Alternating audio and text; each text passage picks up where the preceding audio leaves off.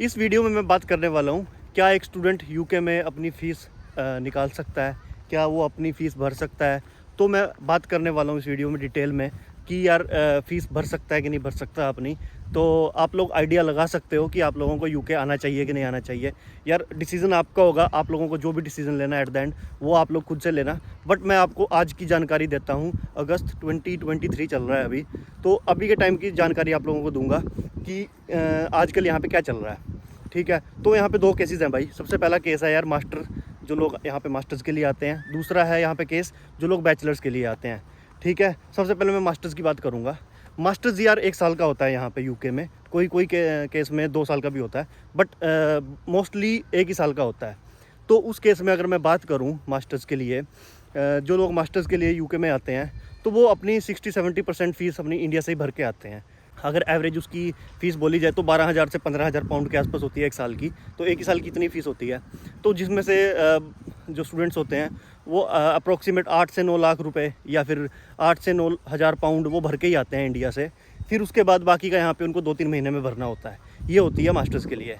तो बंदा अगर यहाँ पे जॉब ना भी लगे तो वो इंडिया से इतना मंगवा के भर सकता है। बट मोस्ट केसेस में बंदे की जॉब लग जाती है और वो अपनी फ़ीस भर देता है। ठीक है, मास्टर्स की तो ये है। और वो अपना पार्ट टाइम काम स्टार्ट कर देता है। पार्ट टाइम काम से भाई खर्चा पानी चल जाता है अच्छे से, वो सब मैनेज हो जाता है। उसके बाद बात करूँ मैं अगर बैचलर्स की यार 4 साल का मोस्टली कोर्स होता है। तो 4 साल के कोर्स में उसको फ़ीस भरनी होती है। 1 साल की उसकी फ़ीस होती है कम से कम भी 10,000 से 12,000 पाउंड। ये जो एवरेज है, किसी किसी की कम भी हो सकती है, ज़्यादा भी हो सकती है। तो जो बंदा होता है वो 1 साल की, मैं मान के चल रहा हूँ, वो 1 साल की इंडिया से भर के आया है। ठीक है, उसको यहाँ के 3 साल की भरनी है। तो उसको कलेक्ट करनी है कितनी, 10,000 पाउंड 1 साल के। ठीक है भाई, तो उसको अगर 12 महीने से मैं डिवाइड करूँ 10,000 को, तो उस स्टूडेंट को हर महीने 900 पाउंड जितना सेविंग करना होगा हर महीने तक, ताकि वो अपनी फीसिस वगैरह भर सके।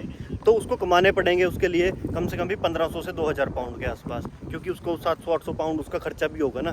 क्योंकि अगर एक बंदा अकेला आ रहा है तो उसका कम से कम भी 600-700-800 पाउंड तक खर्चा होता है एवरेज बंदे का। बट हाँ, अगर आप लोगों के शौक अलग हैं, आप लोगों को भाई यहाँ पे गाड़ी भी रखनी है, आप लोगों को मस्ती भी करनी है, बाहर खाना भी है और मज़े करने हैं, तो आप लोगों को भाई ज़्यादा पैसे कमाने पड़ेंगे, वो अलग है सिस्टम। बट एक हाँ, एक सर्वाइवल के लिए जो अमाउंट चाहिए ना एक स्टूडेंट को, अकेले को, वो चाहिए अमाउंट कम से कम भी 700-800 पाउंड उसको चाहिए ही चाहिए। इतना तो लगता है यहाँ पे खर्चा एक महीने का एक बंदे का। ठीक है, तो उसको कम से कम भी 1600-1700 पाउंड तो चाहिए ही चाहिए, इतना कमाना पड़ेगा। तो अब मैं बात करूं कि भाई क्या एक स्टूडेंट 1600-1700 पाउंड कमा पाता है महीने का। तो यार उसकी कैलकुलेशन सिंपल है, उसको 20 घंटे काम अलाउड होता है। ठीक है, वीक में। तो महीने में हो गया भाई 20 चौके 80, मतलब 80 घंटे वो एक महीने में काम कर सकता है। तो 80 घंटे उसको मिनिमम वेज के हिसाब से अगर काउंट करें तो उसका बनता है भाई 800 पाउंड। ठीक है, 80 गुना 10.5 पता नहीं कितना, इतना कुछ चल रहा है। ठीक है, तो उसको मिलते हैं अप्रोक्सीमेट 800 से 900 पाउंड। तो बाकी टाइम पे उसको अगर वो सोच रहा है कि भाई मैं वहाँ पे सिर्फ और सिर्फ ये काम करूँ कि अपना 20 घंटे काम करूँ जो वीक में मिलते हैं, तो महीने का उसका बनेगा 800-850 पाउंड। तो उसका उतना तो उसको सेविंग चाहिए। तो उसको काम करना पड़ेगा एक्स्ट्रा, जो कि होता है कैश इन हैंड भाई। ठीक है, वो यहाँ पे अलाउड नहीं है उसको करना, बट फिर भी लोग करते हैं, उन लोगों को ढूंढना पड़ता है कुछ ना कुछ।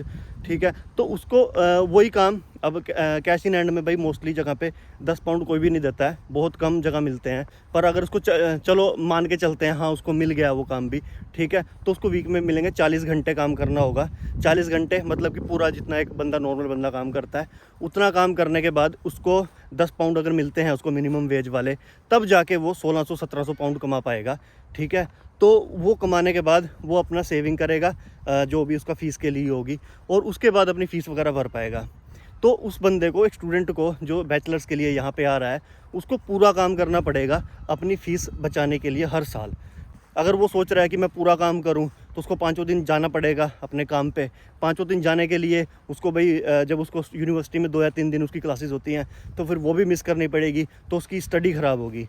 ठीक है, तो यार अगर एक बंदा सोच रहा है कि मैं यूके में सिर्फ़ और सिर्फ स्टडी के पर्पज़ से जा रहा हूँ, ठीक है। तो भाई वो अपना पैसे का जुगाड़ पहले इंडिया से करके आए, क्योंकि उसके पास इतना बैकअप होना चाहिए अपने वहाँ से, अपनी कंट्री से ही, ताकि वो अपनी फ़ीस वगैरह भर सके। क्योंकि यूके में आके तो भाई पॉसिबल नहीं है कि वो अपनी फ़ीस भर पाएगा यहाँ से काम करके, ठीक है। बैचलर्स में तो बिल्कुल नहीं भर पाएगा। मास्टर में तो चलो एक ही बार भरनी होती है तो वो मैनेज करके हो जाती है, बट बैचलर्स में पॉसिबल नहीं है। फिर भी अपने बंदे सोचते हैं यार कि हम बैचलर्स पे चले जाते हैं यूके में, और वहाँ जाके बस कोई नहीं, मैनेज कर लेंगे कैसे ना कैसे करके। बट यार सच्ची बताऊँ तो पॉसिबल नहीं है मैनेज करना, स्पेशली बैचलर्स के लिए तो बिल्कुल भी नहीं है। फिर भी बहुत सारे लोग करते हैं। मैक्सिमम लोग तो यार क्या करते हैं, यहाँ पे आके जो उन्होंने इंडिया से फ़ीस भरी यहाँ पे आके छोड़ देते हैं, ठीक है। उसके बाद वीज़ा स्विच करने की कोशिश करते हैं, केयर वर्कर वीज़ा में या स्किल्ड वर्कर वीज़ा में। पहले तो ऐसा रूल था कि आप वीज़ा स्विच कर सकते थे, बट अब तो वो रूल भी बंद हो गया है, अभी पिछले महीने से हुआ है। अब तो आप वीज़ा भी स्विच नहीं कर सकते, तो यार वो भी ऑप्शन बंद हो गया है। तो बेटर यही है कि यार आप लोग अगर बैचलर की सोच रहे हो, आप बैचलर्स इंडिया में ही करो, तो 3 या 4 साल आप लोग वहीं पे अपने घर पे रह के अच्छे से बैचलर्स करो, और फिर यहाँ मास्टर्स के लिए आ जाओ। तो मास्टर्स में यहाँ पे फिर भी बेनिफिट है। या फिर अगर आपको जाना ही है भाई इंडिया छोड़ के, इंडिया में आप लोग परेशान ही हो रहे हो, तो ट्राई करो कनाडा चले जाओ, या ऑस्ट्रेलिया चले जाओ, या यूएस चले जाओ। बहुत और भी कंट्रीज़ हैं। आप लोग यूरोप का भी ऑप्शन ले सकते हो। बट यूके तो भाई अभी के टाइम पे अगर मैं बोलूँ बैचलर्स के लिए सही नहीं है।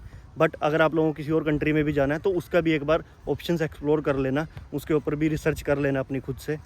तो ये वाली वीडियो मैंने इसलिए बनाई भाई, क्योंकि यार लोग पूछते हैं कि बैचलर्स के लिए आना है तो आएँ या ना आएँ, या आए हैं तो क्या क्या वहाँ पे चल रहा है। तो मैंने आप लोगों को ग्राउंड रियलिटी यहाँ की बताई है। और क्योंकि स्टूडेंट्स यार बहुत परेशान होते हैं जो बैचलर्स में यहाँ पे आते हैं, जो अभी आ रहे हैं ना वो तो बहुत परेशान है, ठीक है। क्योंकि यार काम मिल नहीं रहा, इतना पैसा बन नहीं रहा, या तो उनकी स्टडी मिस होती है, या फिर उनका भाई उनको स्टडी छोड़ के अपना काम पैसे में ही करना है, तो पीछे बहुत परेशान हो रहे हैं। इससे बढ़िया है आप लोग अच्छा एक डिसीज़न लो अपने पॉइंट ऑफ व्यू से। तो अभी भी आप लोगों को मैंने आप लोगों को बता दिया है कि यहाँ पे क्या है, तो आप लोगों को डिसीज़न खुद से लेना है। मैं आप लोगों को डिमोटिवेट नहीं कर रहा हूँ, बट आप लोगों को रियलिटी बता रहा हूँ, ठीक है। चलो आप लोगों को मिलते हैं अगली वीडियो में, हो सके तो सब्सक्राइब कर देना चैनल को, और मिलते हैं अगली वीडियो में। Bye bye.